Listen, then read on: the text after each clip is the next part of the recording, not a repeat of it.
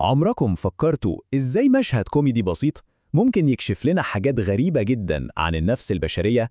أهو مشهد واحد من فيلم قديم هياخدنا في رحلة نفهم بيها التناقضات اللي جوانا. يعني إيه اللي يخلي حرامي يسرق فلوس وبعدها بالثواني يرميها؟ السؤال ده يبان غريب صح؟ لكنه هو بالظبط اللي حصل في واحد من أشهر المشاهد الكوميدية. والمشهد ده بيورينا إزاي الضمير ممكن يشتغل بطريقة ملهاش أي علاقة بالمنطق. طيب خلونا نرجع للبداية ونشوف الحكاية دي بدأت إزاي. الموضوع كله بدأ بخطة سرقة، والمفروض إنها كانت بسيطة جدا. الفيلم اللي بنتكلم عنه هو فيلم مصري كلنا عارفينه وبنحبه، غبي منه فيه. والمشهد اللي هنركز عليه النهاردة هو حرفيا أساس الكوميديا في الفيلم كله. المهمة كانت سهلة وواضحة، شخصيتين سلطان وضبش قرروا يسرقوا بيت. مفيش أي خطة معقدة ولا حاجة، الهدف كان واحد بس، الفلوس.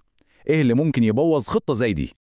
وفعلا في الأول كل حاجة كانت ماشية زي الفل، يعني مش بس الخطة نجحت، دي نجحت نجاح باهر.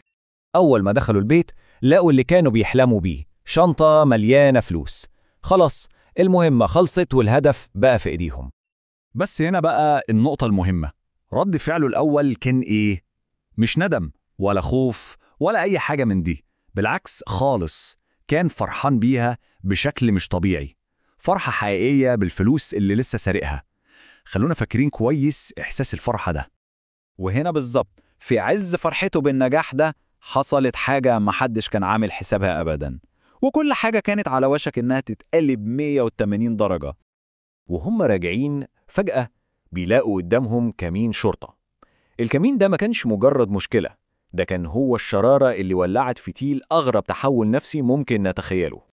في لحظة واحدة وبسبب الخوف، سلطان بيرمي كل الفلوس وهو بيصرخ: الفلوس مش بتاعتنا! تخيلوا الموقف، فجأة ضميره صحي، بس صحي إمتى؟ في أغرب وأسوأ وقت ممكن.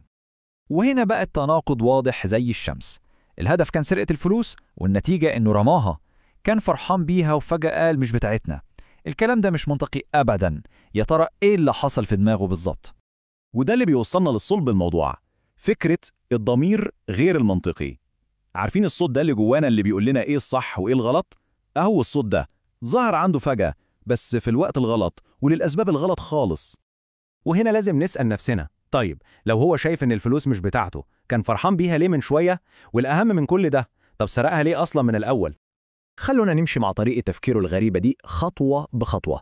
أول حاجة الخطة، هنسرق البيت. تاني حاجة المكافأة، لقينا الفلوس وفرحنا بيها. تالت حاجة الرعب، شفنا كمين الشرطة. وهنا بقى بتيجي الخطوة الرابعة العجيبة، التبرير. فجأة لبس قناع الأخلاق عشان يبرر رمي الفلوس اللي هي دليل الجريمة. وهنا كل حاجة بتبان. اللي شفناه ده ما كانش صحوة ضمير حقيقية أبدا، ده كان كله بسبب الخوف مش الندم. هو كان بيمثل دور صاحب الضمير عشان بس ينقذ نفسه من الموقف، ودي عبقرية الكوميديا في المشهد ده. يعني في الآخر المشهد الكوميدي ده مش مجرد مشهد بيضحكنا وخلاص، لا، ده بيخلينا نفكر في سؤال أعمق، سؤال ممكن ينطبق على أي حد فينا. السؤال اللي بيسيبه لنا المشهد ده هو: إمتى ضميرنا بيختار يظهر في أغرب الأوقات وأكثرها عدم منطقية؟ مش عشان المبدأ، لا، يمكن عشان الخوف أو الضغط أو بس عشان نهرب من العواقب.